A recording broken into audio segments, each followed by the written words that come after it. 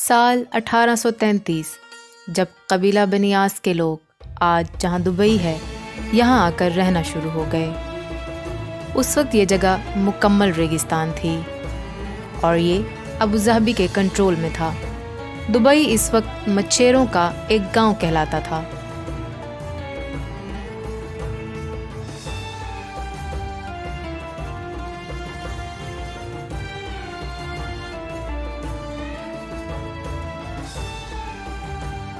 اٹھارہ سو 94 میں کچھ تاجر دبئی میں بسنا شروع ہو گئے کیونکہ یہاں تاجروں پر ٹیکس بہت کم تھا، مگر دبئی میں ابھی بھی مچھلیاں پکڑنے کے علاوہ کوئی خاص کام نہیں ہوتا تھا۔ 1912 میں دبئی کی حکمرانی شیخ سعید بن مکتوم کے پاس آ گئی اور انہی کو دبئی کا فاؤنڈر بھی سمجھا جاتا ہے۔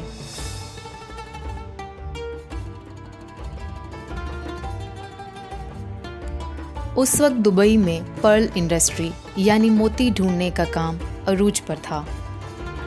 دبئی کی اکانومی اس کام سے آگے بڑھ رہی تھی، لیکن دبئی ابھی بھی ایک گاؤں ہی کہلاتا تھا۔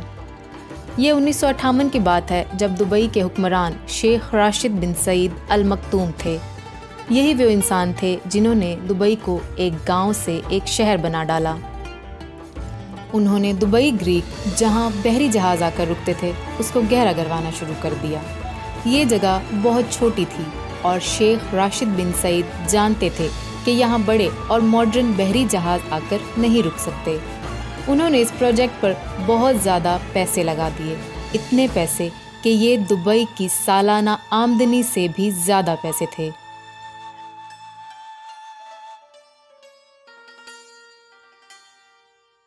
اس کے لیے انہوں نے قرضہ بھی لے لیا۔ یہ ایک بہت بڑا رسک تھا، لیکن شیخ راشد جانتے تھے کہ اس پروجیکٹ سے دبئی کی اکانومی پر بہت گہرا اثر پڑے گا، اور یہ پلان واقعی میں کامیاب ہو گیا۔ اب دبئی میں بڑے سائز کے بحری جہاز بھی آ کر رکنے لگے۔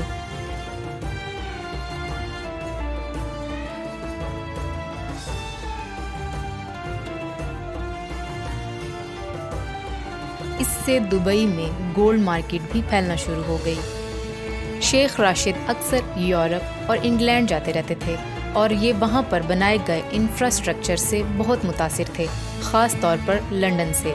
ان کو لنڈن کی سڑکیں اور وہاں پر بنی ہوئی انڈر گراؤنڈ ٹرین سسٹم بہت متاثر کرتا تھا۔ ان کے دل میں بھی یہ خواہش تھی کہ دبئی ایک دن ایسا ہی شہر بن جائے۔ شیخ راشد نے دبئی کو ایک ماڈرن شہر کی شکل دینا شروع کر دی۔ سال 1959 میں انہوں نے دبئی میں ایک ماڈرن ایئرپورٹ بھی بنوا دیا۔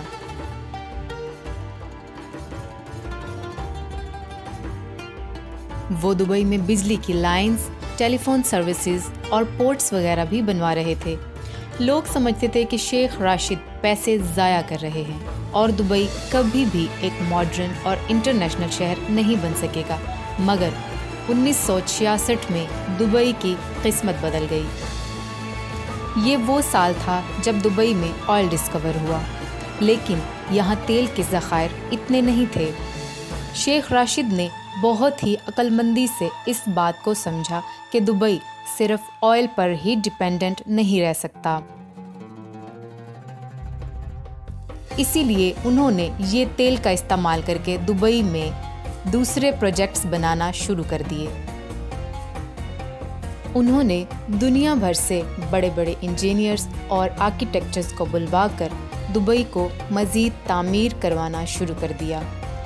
جیسے کہ 1979 میں دبئی میں ایک اونچی بلڈنگ بنائی گئی۔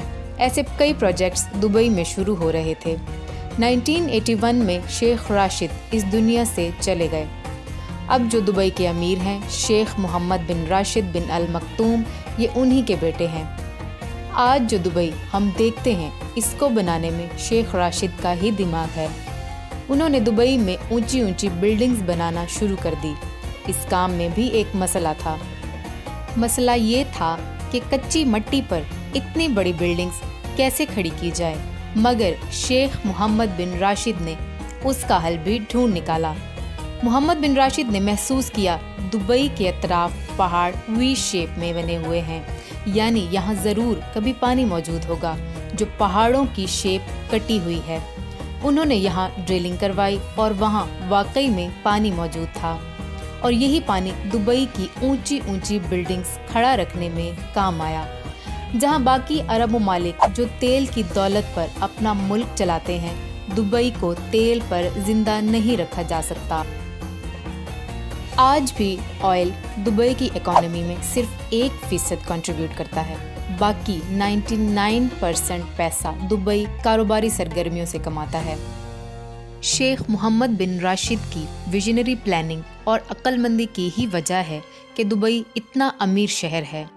उन्होंने दुबई में ऐसी चीज़ें बनाना शुरू कर दी जिनकी वजह से पूरी दुनिया का ध्यान दुबई की तरफ होने लगा, जैसा कि दुनिया की सबसे ऊंची इमारत बुर्ज खलीफा। दुनिया के बड़े बड़े मॉल्स में से एक दुबई मॉल, आलीशान होटल्स और आर्टिफिशियल आइलैंड, दुबई की एयरलाइंस एमिरेट्स एयरलाइंस ये दुनिया की बेहतरीन एयरलाइंस में से एक है। ये सारी अट्रैक्शंस थी जो लोगों को दुबई खींच कर लाती रही।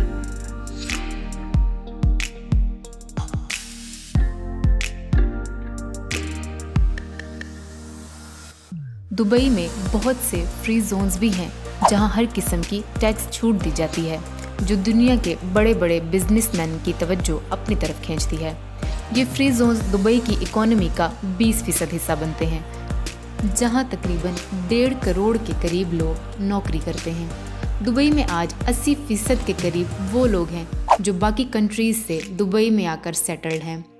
आज दुबई में वो लोग भी हैं जो मेहनत करके पैसे कमाकर अपने प्यारों को वापस घर भेजते हैं, और वो लोग भी हैं जिनके पास बहुत सा पैसा है। दुबई में हर वो सहूलत मौजूद है जो दुनिया के बड़े बड़े मिलियनेयर्स और बिलियनेयर्स को अपनी तरफ लाती है।